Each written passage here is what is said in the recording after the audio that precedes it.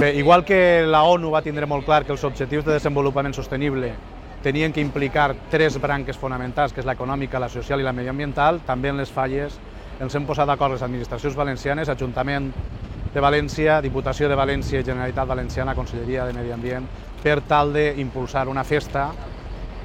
festa de cara a aquests tres eixos que comentava, l'econòmic, social i medioambiental. Hem d'avançar implicant a tots els actors que hi participen i en aquest sentit estem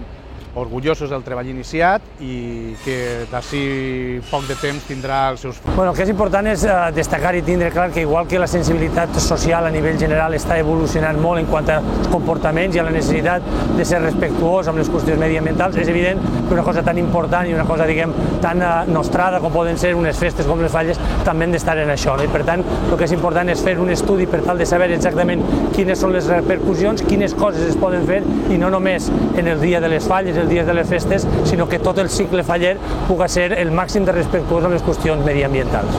La declaració de les falles com a patrimoni material de la humanitat és una oportunitat immillorable perquè traguem el màxim potencial de la festa. Per això, junt a un estudi d'impacte econòmic, sociocultural també, harem a realitzar, junt a altres institucions, un estudi d'impacte ambiental per a conèixer bé aquestes dades i poder optimitzar, millorar sempre tot allò que siga possible des de l'àmbit de la festa.